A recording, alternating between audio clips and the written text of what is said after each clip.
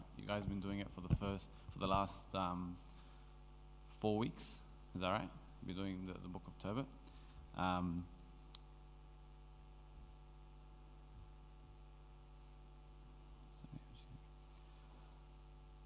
So tonight's chapter 5 of Tobit, it's not very long, and it's not very eventful. Okay, so what I thought we would do is sort of take a little bit of a journey back, okay, from chapters 1 to 5, and really give you guys a bit of a summary, so you guys know exactly what you're up to. Because 4 weeks doing the same book, sometimes you forget what happened in week 1 and week 2, and so on. So getting a recap of everything before we start chapter 5 is actually a really good idea. Also the fact that it's not very long, so it gives me something to talk about as well. Yeah.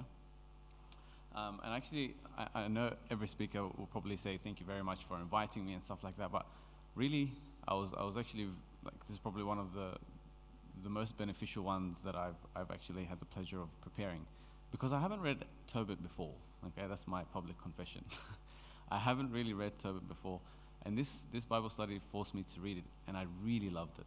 Okay, there are so much similarities between this book, okay, and our lives, and a lot of the time we don't actually notice that we have similarities between these Bible characters and our lives. A lot of the time we think of these Bible characters as they're so foreign to us, they're so old, it's in the Old Testament, it's in such a long time ago, and society has changed and culture has changed and all this has changed, and we can't really learn anything from these people. These people are something else, okay? They're saints, and we just can't relate to them sometimes. We create this barrier. But a lot of the time when we do character studies like Tobit, or like any of the Old Testament character studies like Abraham or Moses or Joshua, or take your pick, there's so much that we can learn that you can actually apply very easily to the 21st century, very easily. I'm sure you guys have gone through a lot of the Old Testament characters in your Bible studies and have actually realized that a lot of it is actually relevant to us, okay? It might not be in the exact same context, but there's a lot of lessons that we can learn, that we can take from there. So doing a Bible character study on Tobit, okay, and doing a Bible study on Tobit is amazing, because it's exactly the same thing, okay? So we'll go through some verses from chapters 1 through to 4, and we'll just pick out some of I picked out some of the verses that we can sort of give a good summary as to what's happened so far. And there's two, I'm sure you guys have come across this, because I came across this when I first started preparing, is that there's two different translations of Tobit. They're very different. I noticed as well. So when I first started preparing, I prepared it from Coptic reader, and then someone told me then it's probably best to do an Orthodox study Bible, and so I started. It was very chaotic. So we'll start with Tobit 1:3 from the Orthodox study Bible. Okay, we'll start in the name of the Father and Son and the Holy Spirit, one God, amen.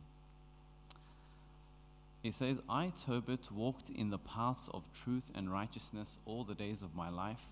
I did much almsgiving to my brethren and to the people who journeyed with me as exiles to Nineveh in the country of the Assyrians." Okay? You guys got the Orthodox Bible, you can open it. Otherwise, I think Dan is on the case, okay? To try and get it.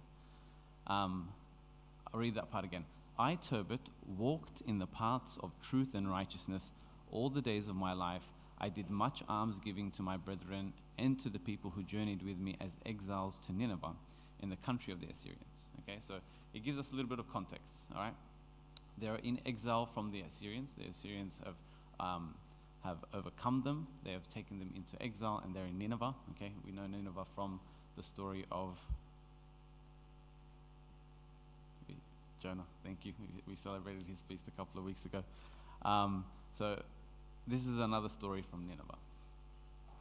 In Coptic reader, it says it actually very nicely. He says, "Although he had been taken captive in the days of Shalmaneser, the king of the Assyrians, even in such a situation as captivity, he did not desert the way of truth."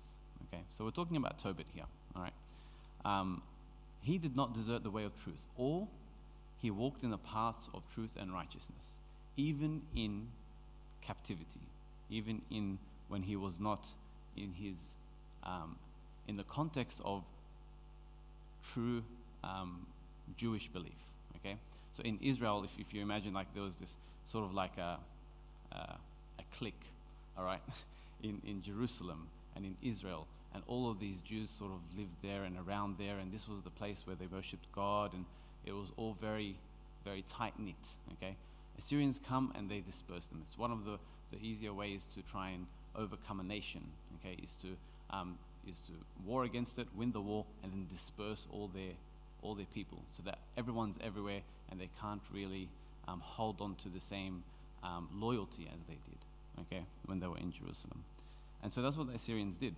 But although he was away from Jerusalem, although he was away from the hub, okay, the church, if you want, he still remained true. Okay, he did not desert the way of truth. We actually see this in another story in the Old Testament, where people were exiled, not by Assyrians, but by Babylonians, and they remained true to the way of truth. Does anyone remember? It's not the Deuterocanonical books. It's one of the ones in the Old Testament, New King James Version. Anyone think who it was? Esther, exactly. All right. So Esther had a very, very similar situation. They were exiled by the Babylonians. Okay, her and Mordecai, her uncle. Okay, although everyone else around them was being led astray and forgetting their original religion, these two stuck by their religion. These two stuck by the God that they knew, yeah, and really didn't falter. And you saw so much blessings come from that, and we'll talk about that in a little bit of time. But back to Tobit, the whole tribe of Naphtali, which was his tribe, the whole tribe had moved away from God, is what he says. The whole tribe had moved away from God, but Tobit remained true. Okay, a lot of the times we see that, especially in our society today, a lot of people move in a different direction to us. We have a different set of morals and beliefs than everyone else. Okay, and that sometimes discourages us from continuing. Yeah, discourages us from wanting to pursue or continue doing what we're doing, because not everyone around us is doing the same. Tobit would have felt the same. They would have all felt that pressure to change their ways, to acclaim to the society that they were actually being a part of, or were forced to be a part of. But it got me thinking about a concept, and it was the concept of captivity, okay, and what it means to really be captive, okay. And so I wanted to pose a question to you guys: is, are we in captivity? Do you think that you are in captivity? And if so, what captivity is? We're in a free country. We're in Australia. We love our freedom, and all is very well. We're able to do whatever we want, go wherever we want to go, although not really now because we can't really travel anywhere. But are we in captivity? And if yes, how so?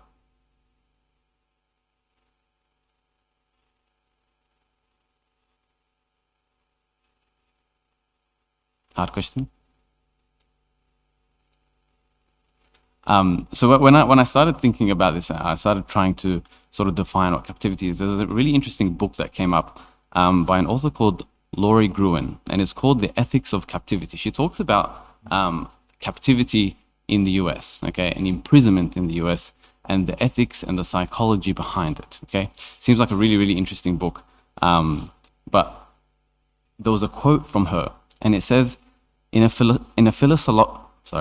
philosophical sense, captivity may refer not simply to confinement or lack of individual freedom, but also to the nature of a relationship between the captive and the captor, characterized by a lack of self-direction and autonomy.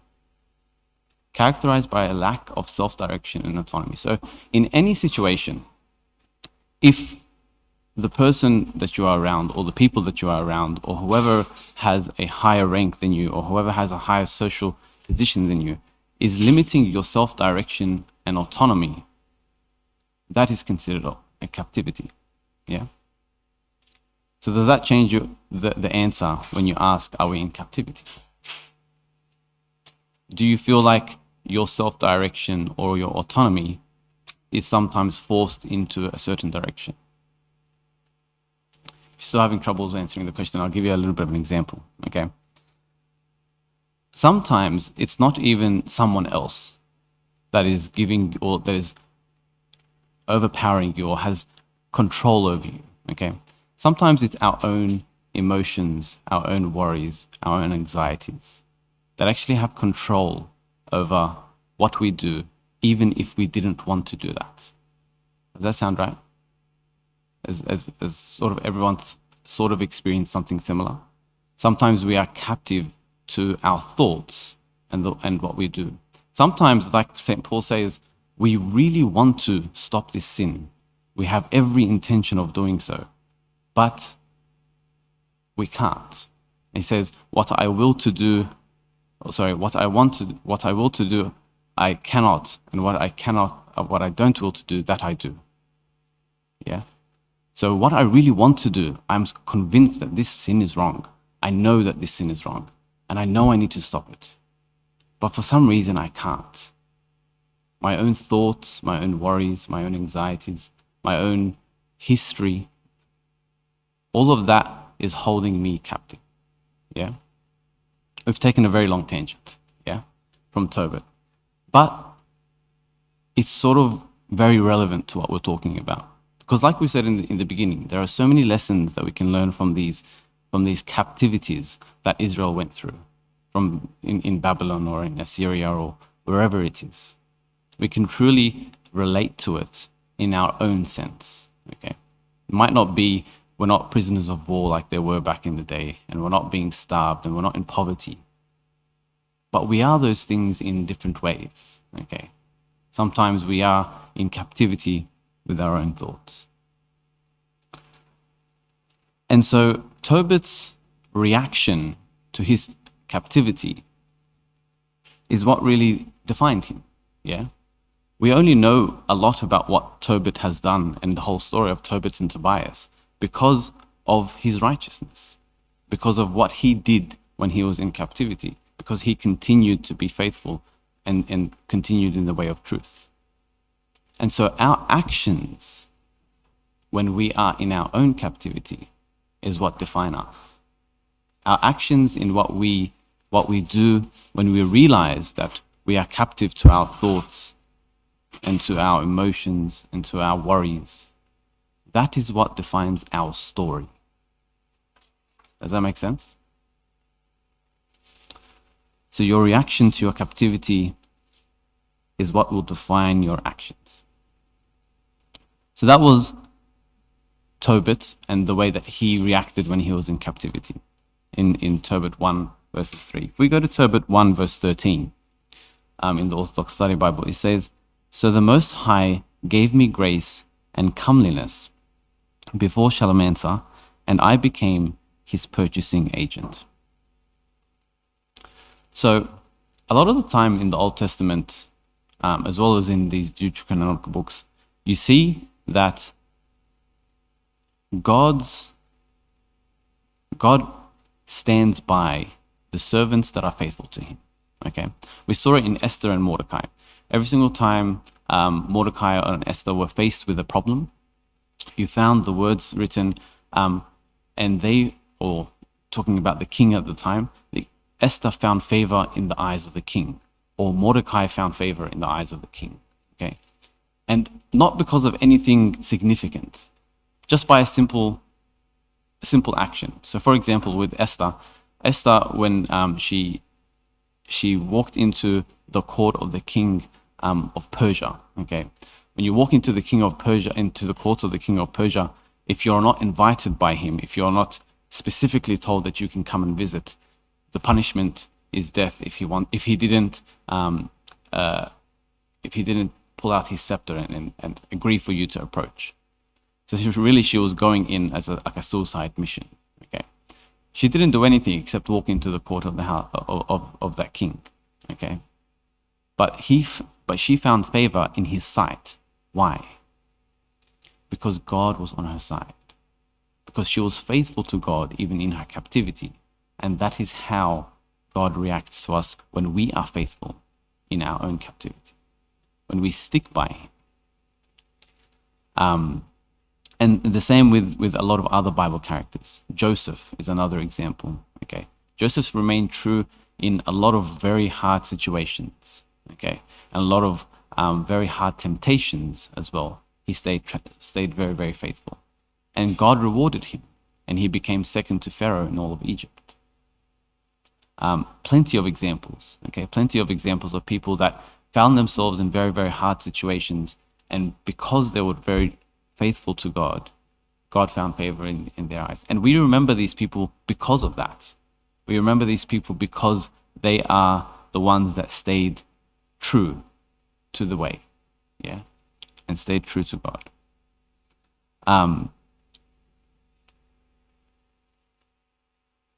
But what does staying true to God in our captivity really mean? Like, how is it practical? Okay, if we go to verse 17, Tobit says, and this is his sort of how-to on how he kept faithful in his captivity. He said, "I would give bread to the hungry, and my clothing to the naked. If I saw any one of my people dead, cast outside the wall of Nineveh, I would bury him." Now you read that and you say, that's a bit hard. How am I meant to give bread to the hungry? There's no one really hungry that hungry nowadays. There are some, but there's not many.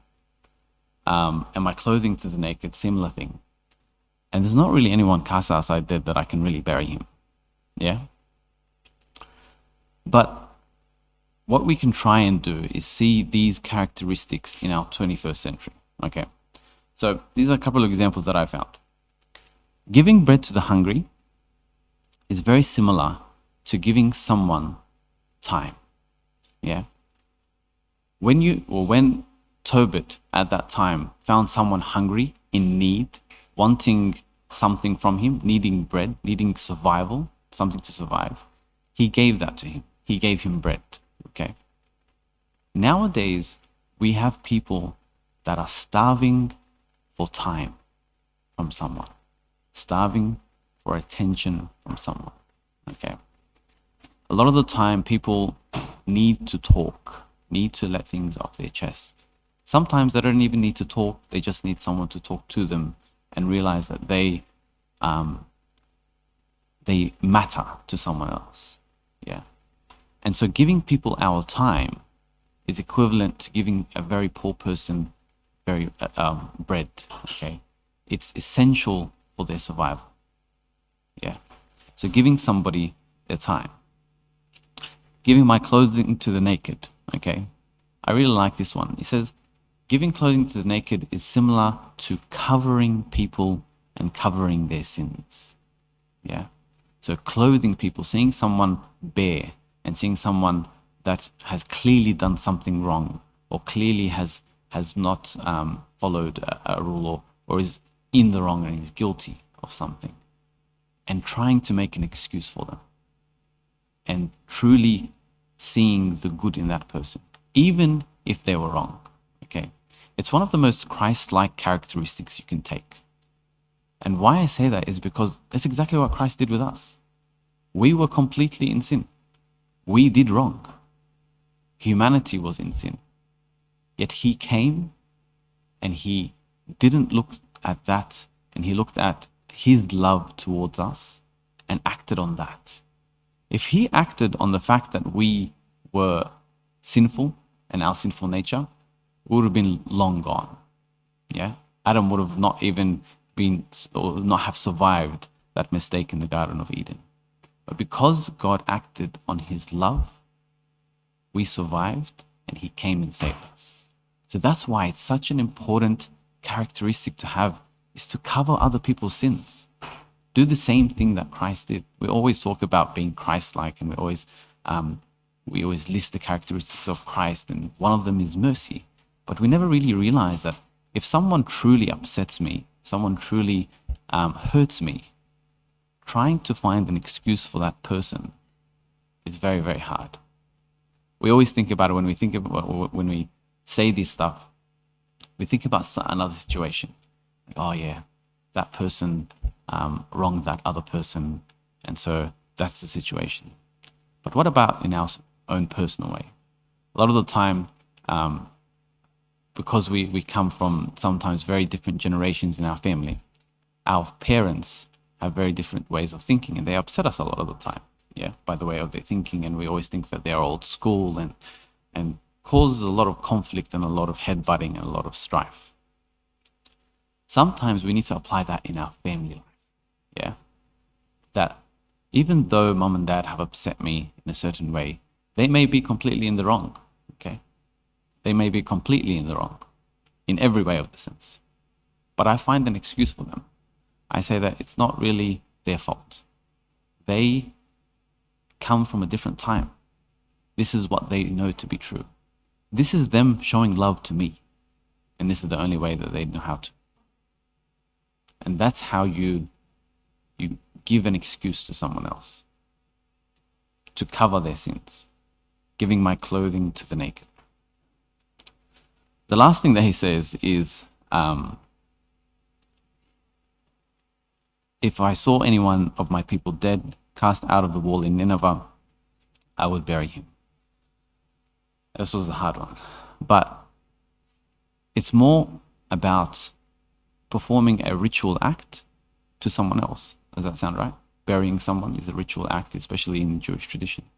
And so the ritual act that we can provide to other people or give to other people is very simple. It's prayer. Okay? Praying for someone else is something so precious and so strong. And we overlook it a lot of the time. Okay? We say, oh, please pray for me. I've got an exam. Please pray for me. I'm going through a hard time. Please pray for me with this. Please pray for me with that. I hope that we all take that and go home and in our daily prayer actually pray for the people that asked us to pray for them. We say it in the Mass. Say, I can't remember the exact words, but it's praying for those who asked us to remember them in our prayers. Yeah. And so praying for others in their time of need is a beautiful thing. I heard this sermon once, and it said that one of the strongest prayers that you can do is pray for another person while you yourself are going through a very hard time. When you are struggling, when you are really in a hard time, you're struggling a lot with a problem, and you don't ask God firstly for help with your problem, but you ask him to be with someone else in their problem. That, again, is a very Christ-like characteristic. When Christ was being crucified, okay, and he was in a lot of pain, and he was really struggling, yeah, one of the things that he said was, Christ, forgive them, for they do not know what they do. He didn't ask God to help him in the situation to make it a little bit easier, or to take the pain away of his situation. He asked him for forgiveness for others. In your time of need and in your time of struggling, praying for others is one of the strongest prayers that you can do. So that was chapter 1. Okay, we saw Tobit and his faithfulness and his sticking to the way of truth, even in his captivity, and how he does that. In chapter 2, you see that Turbot loses his sight. Yeah, one of the main differences between the Coptic Reader translation and the Orthodox Study translation is that it's one of them. I think the Orthodox Study Bible is first person in a little bit in the first part, and Coptic Reader is actually written in third person. It's like a narration. And so the Coptic Reader translation actually has a very nice sort of little bit of a commentary on this. Okay, and I'll read it to you guys. You don't have to bring it up. It says, and so the Lord permitted this trial. So Turbot losing his sight was the trial that we're talking about. And so the Lord permitted this trial to befall him in order that an example might be given to the posterity of his patience, which is even like that of holy Job.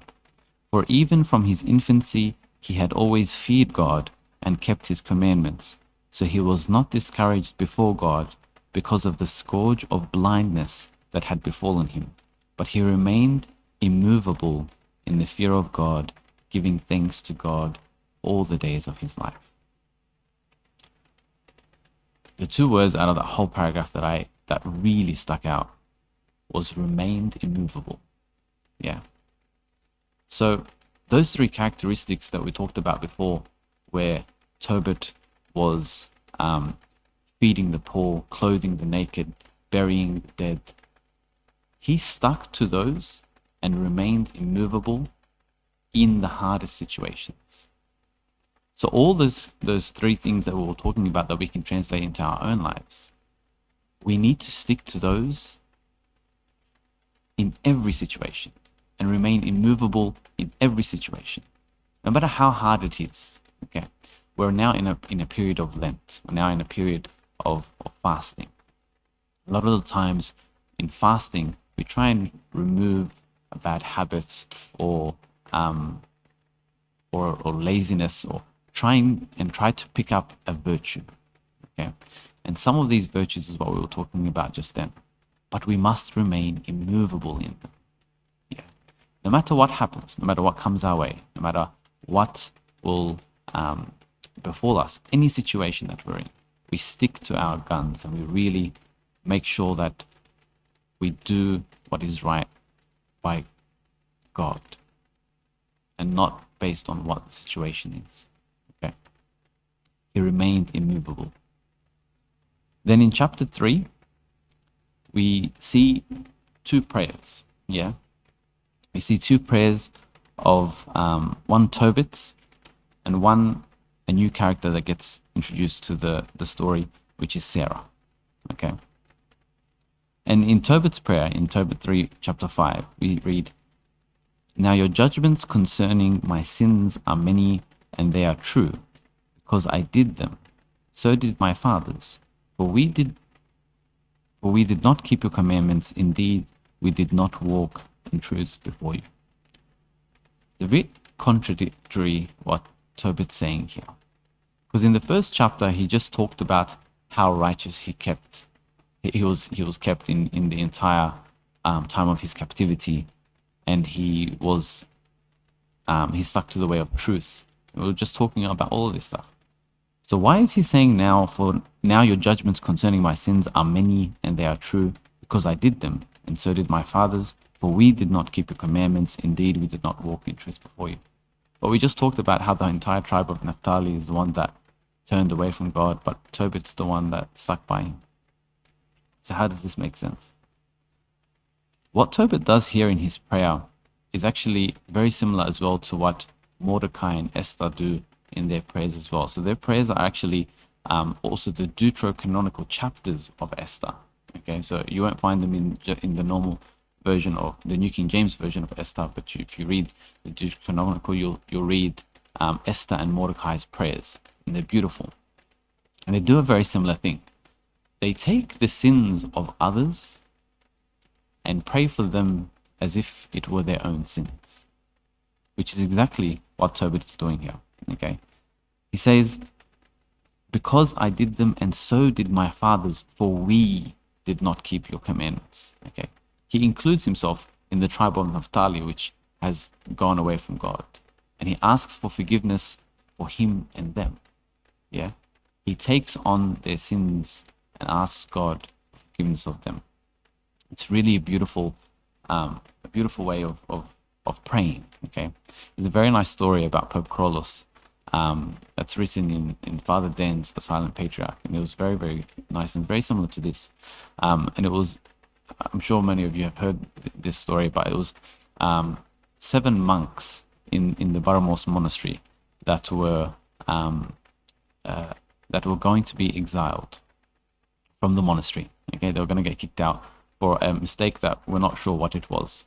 Okay, and Pope Carlos at the time was a recluse in the desert, and he came that Sunday, and it was Palm Sunday, and he decided, and he saw this commotion. He saw this commotion with the abbot of the monastery. The abbot was going to kick out these 7 elderly monks on a Palm Sunday right before Passion Week. And he sees the police there, and it's all a very big commotion. And he tells the abbot of the monastery, just wait until Easter. After Easter, then do with them what you want. Just let them have Passion Week in the monastery. The abbot of the monastery refuses, and he doesn't let him do so. And he tells him, like, you shouldn't be getting in matters of the monastery. You're a hermit, and you should not be involved in this. But what Pope Paulus does next is amazing. He didn't make a mistake. He didn't do anything. But he takes these 7 elderly monks. They do get kicked out of the monastery that night. He takes these 7 elderly monks and he goes with them back into Egypt, away from his monastery and away from his desert. Goes back to Egypt, finds them a place to stay, feeds them, and then the next morning, when they need to provide a defense to the Pope, he goes on behalf of them and tells them to wait in the house that he found for them. He took the sins of others and went and asked forgiveness for them. Exactly what Tobit does, exactly what Mordecai does, and what Esther does.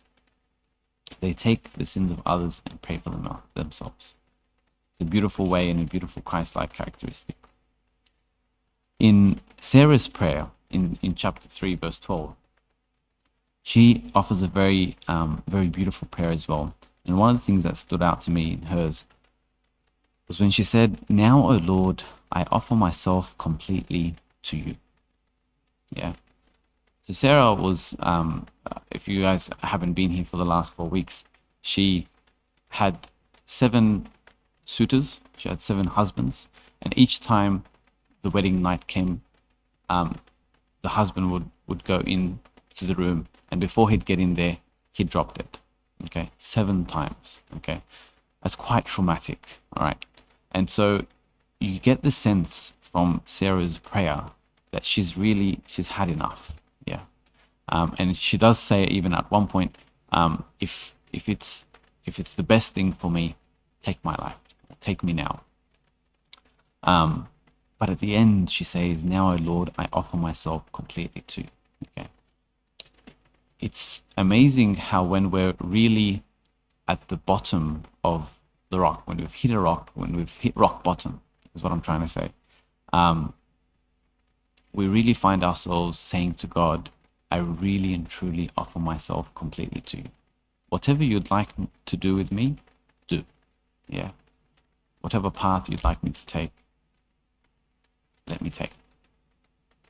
But we want to try and get that, or find that, a lot earlier, before we hit rock bottom, before we get to the point where we really have no other choice. Okay, but sometimes we really do say that prayer because we have no other choice, because we have no other option except to turn to God. It's our last resort, but really it should be our first resort. It should be the first thing that we go to when we're faced with a problem. We say, "God, I offer you myself completely."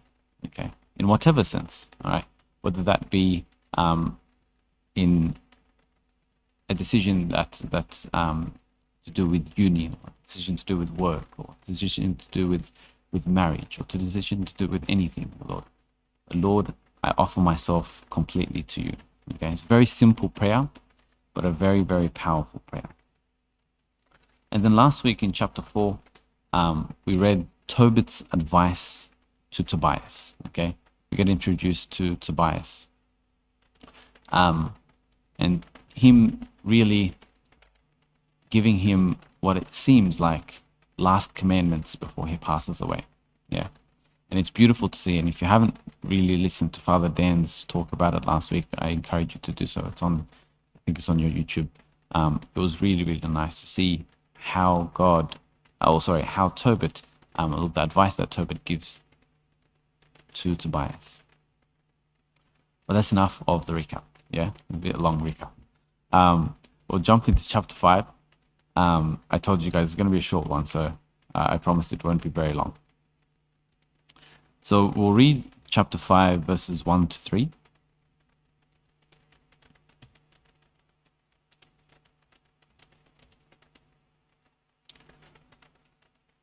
So Tobias answered him and said, O father, I will do everything you have commanded me. But how will I be able to obtain the silver? For I do not know him.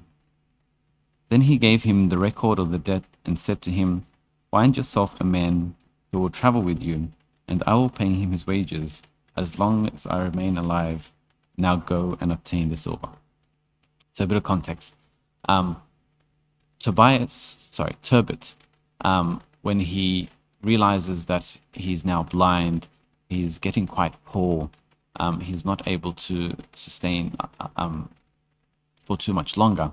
He remembers these pieces of silver that he gave to a friend of his long time ago, right?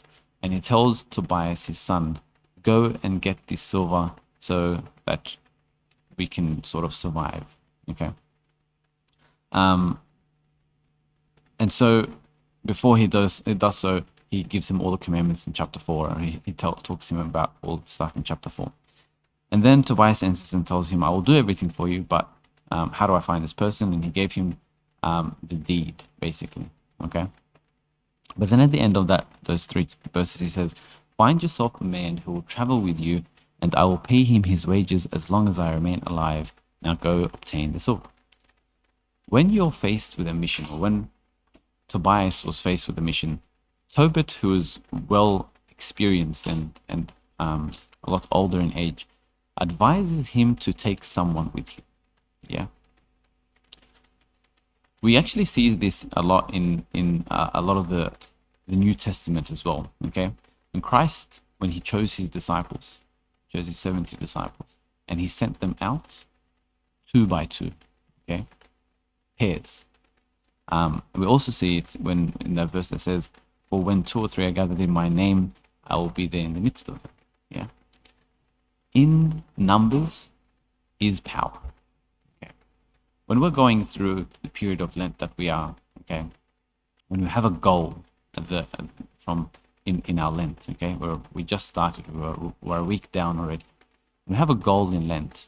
Yes, it's good to have a goal, but having someone there to help us through the goal is even more power. Yeah. If we just have our goal there, and it's only us that knows about it, then we're not very accountable, and there's nothing to sort of keep us going. But in numbers is strength. Okay. When you have someone else there with you, it becomes a lot easier. So whatever your goal is for Lent, whatever your goal is for the mission that you're about to undergo, always have a partner there with you. Okay, and we'll talk about what characteristics this partner will have in a little bit when Tobit talks to Tobias about who he's actually taking with him. Read verses 4 to 5 together as well. It says, Then Tobias went to look for a man and found Raphael, who was an angel, but he did not know it. So Tobias said to him, Can you go with me to Rages of Media? Are you acquainted with those places? The angel said to him, I will go with you. I am acquainted with the roadways, and I have lodged with our brother Gabriel. Tobias said to him, Wait for me, and I will tell my father. He said to him, Do so, but do not delay.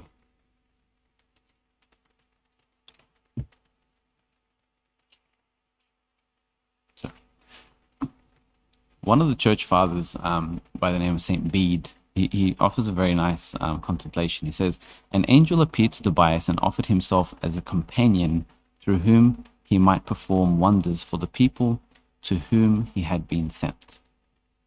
And the Son of God assumed the nature of human being, so that thus visibly spending his life with human beings, he might save the race. Father Dan touched on this last week. The whole story of Tobit and Tobias and Raphael is very, again, mirror image of Christ. Okay, there were 2 people that cried out to God. They were in strife. They needed salvation, and Raphael comes down from heaven and saves them both. That whole story is very similar to Christ. Christ comes down to save all of humanity. Yeah, and that's what Saint Bede is really talking about here. But then it says, and the angel said to him, I will go with you. I am acquainted with the roads, and I have lodged with our brother Gabriel. Tobias said to him, wait for me, and I will tell my father. He said to him, do so, but do not delay. Okay. What does he mean by do so and do not delay? Okay. When we're in our goal for Lent, okay, when we're in our what we want to achieve, from our fasting, from what we're aiming towards, we really shouldn't delay. Okay, so 1 week has passed from Lent already, and we're already sort of down one of 7 or 8. Okay, when we don't delay doing what we need to achieve our goal, God doesn't delay in his blessings towards us. Okay, there are a couple of verses in many Psalms that actually show this, but one of my favorite is Psalm 70. It says, make haste to God to deliver me, make haste to help me, O Lord. You guys all know that one. But at the end, we say, O Lord, do not delay. Yeah? Don't delay coming to help me. Don't delay coming to save me from this problem that I am in. Don't delay coming to help me to achieve this virtue or whatever I'm trying to achieve this Lent. Okay. So if you don't want God to delay, you also don't delay in what you're trying to do to attain that virtue. Okay. If you've spoken to your confession father and you've increased your Bible reading, or you've increased your prayer, or you've increased any of that, don't delay in doing that. And if you haven't yet, don't delay in seeking something to increase during Lent, to try and achieve something. Yeah? So that is what he really means when he says, don't delay. Okay? Don't delay going and trying to achieve whatever you're trying to achieve. And Tobias really didn't delay. Okay? In verse 9 and 10 we read, so he went to his father and said, behold, I have found someone who will go with me. But his father said, call him to me, that I may know what tribe he belongs to, and if he is trustworthy enough to go with you. So he invited him, and Raphael came in. They greeted one another cordially. Okay. He didn't delay at all. Continuing from verse 11 to 13. Tobit then said to him, brother, to what tribe and kindred do you belong? Raphael responded, do you seek a tribe and a family, or a hired man to go with your son? Tobit replied, brother, I wish to know your people and your name. Then he said, I am Azarias, the son of Ananias the Great, one of your relatives. This part really confused me. So this is Archangel Raphael saying to Tobit that I am Azarias, the son of Ananias the Great, one of your relatives. But again, St. Bede really offers an explanation. He says, when Tobias asked the angel where he came from, he replied, I am Azarias, the son of Ananias. Azarias is translated as the Lord our helper, Ananias as the Lord's grace. The Lord also deeply impresses the fact upon these believing in him that it is he whose coming the prophet desired when he sings, you are Lord, are my helper and my deliverer, do not delay. Okay. Again, back to that psalm. So he's saying that these two names, the Lord our helper and the Lord's grace, this was Raphael showing or giving an explanation as to why he's here. He's there to help Tobit. He's there to help Sarah. He's there to be their helper. And the same thing goes with us. St. Bede says the same thing. He says, the Lord also deeply impresses the fact upon these believing in him, that it is he whose coming the prophet desired when he sings, you are my helper, my deliverer, do not delay. So our faithful and sincere prayers, okay, as it is with Tobit and Sarah, is what makes God our helper and our deliverer. There is a really nice series that Father Anthony Messiah just started. It's called Healing Hurts. Okay, he just started it last week. I think the first of the series is out on YouTube, and he's encouraging everyone to, in the beginning, find a goal for Lent. Okay, find a really a true achievable goal in Lent, being very specific in what we want, okay? And that's what our faithful and sincere prayer should be, okay? When we have something that's very specific to us, that it's not just, I want to get closer to God, or I want to pray more, or like nothing that's so generalized, something that's much more specific to you, okay? He gives an example of don't pray to stop a sin for 55 days. Pray to know what the cause of that sin is, and to try and battle that. Okay. So have a goal for Lent, a faithful and sincere God's goal. So when you say that in prayer, God can truly be your helper and your deliverer, like Raphael was to Tobias. We continue verse 14. He says, "So Tobit said to him, 'You are most welcome, my brother. Do not be angry with me for seeking to learn of your tribe and your family. As it turns out, you are a brother of mine from a good and upright family. For I knew Ananias and Jonathan, the sons of Shemaiah the Great, since we would journey in common to Jerusalem to worship and to offer the firstborn and tenth of our harvest. They were not led astray in the deception of our brothers. My brother, you are from a good root.'" So the real reason why Tobit is seeking to know this person's background appears. Because like we were saying in the beginning, if you're going to have a partner or someone or to take with you throughout this journey, to help you on this journey, Tobit is making sure that this person is actually going to be helping his son rather than hindering him.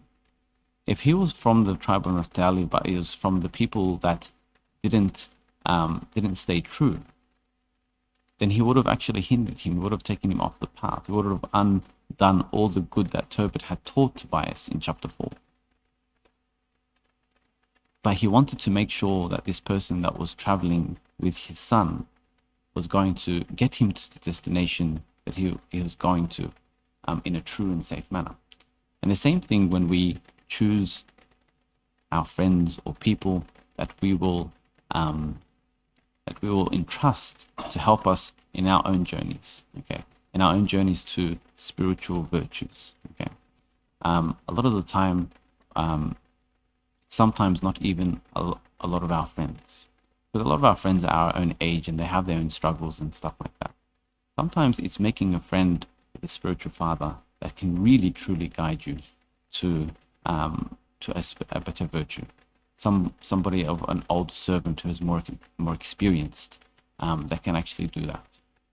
So choose wisely who you take on your journey to attain your virtue. Let's continue from verses 15.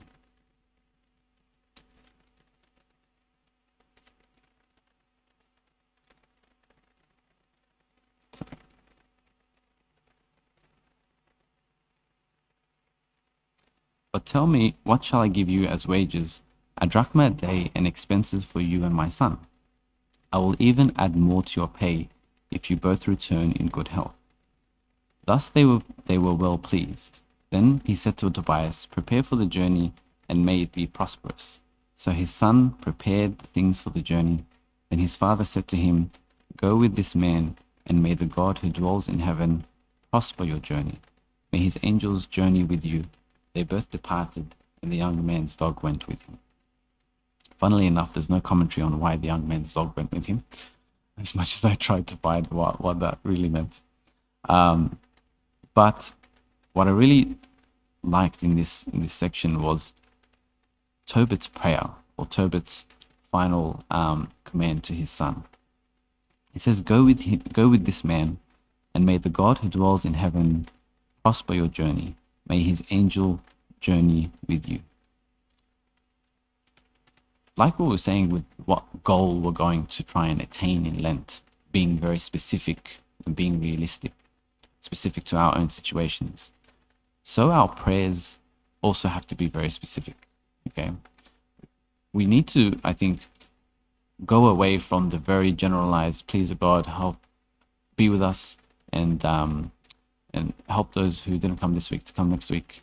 And all these very simple prayers, okay, especially when it comes to our own personal prayers with God in our own rooms, okay, really need to get quite deep, quite personal to what we really need from God, okay. This is a perfect example of a very personal prayer, very specific to the situation as well. He says, "May the God who dwell in heaven prosper your journey. May his angel journey with you." Okay. Ironically, his angel is literally going with you. Yeah. But that's how Tobit prayed. And he prayed with that sincerity so that even though he couldn't see that a real angel was traveling with his son, he truly prayed for that. Yeah. So that's a really nice section. Then verses 18 to 23. But Anna his mother wept and said to Tobit, "Why have you sent our son away?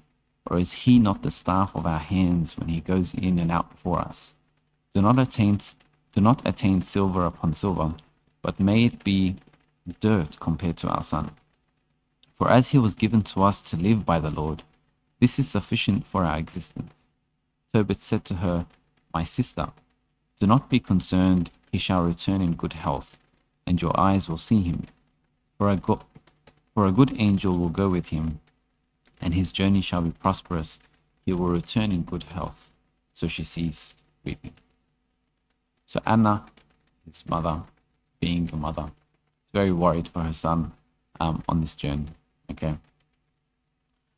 But it's very interesting what Tobit says and how she reacts. Tobit didn't say anything extraordinary. He said exactly what he said to Tobias in the last chapter, in the last verse, sorry. He said his angel will go with him, and he shall return in good health. Okay. But she sees weeping straight away. She truly believed him and she was comforted. And I think that really comes from her seeing how righteous Tobit was and how much his answers were truly, how much his prayers were truly answered by God. Okay, comes from experience. If Tobit says that he's going to be okay, then he really will be okay. Okay, I love the verse that says, the prayer of a fervent and righteous man avails much. Yeah, the prayers of a fervent and righteous man, the fervent prayers of a righteous man avails much. So when we are not comforted or we are worried about the journey that we have ahead, that's when we ask for faithful people to pray for us. And these are the people that we ask to join us on our journey as well, like we were talking about before. And the prayers of these people really, really, truly help us. Okay. That concludes chapter 5. I told you guys chapter 5 was going to be nice and short. It's sweet. But any other questions about chapter 5 or any of the chapters before it that we sort of reviewed as well? All right.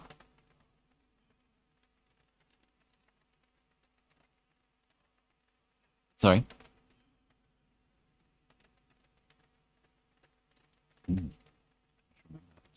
But sure, yeah.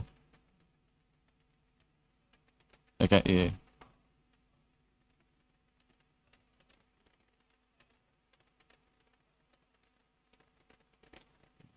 Good question. Bueno, Jonas.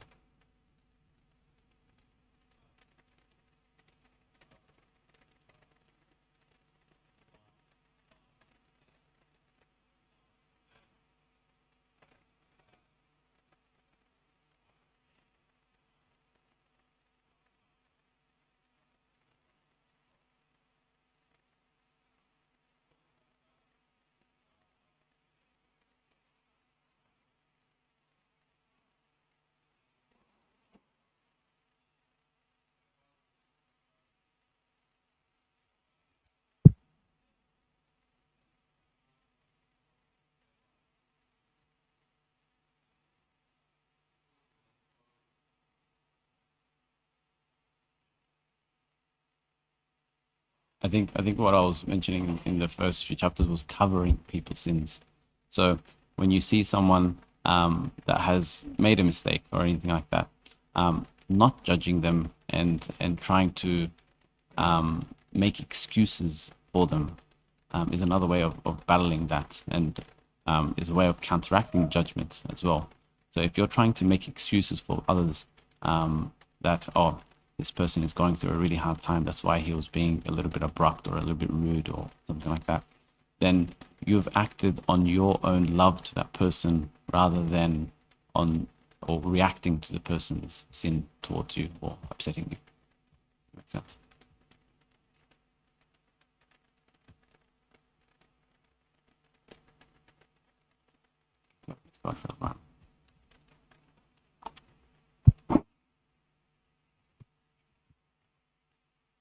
Alright guys, just a couple announcements before we wrap up and go eat the food that is waiting for us outside. So as Bishoy mentioned,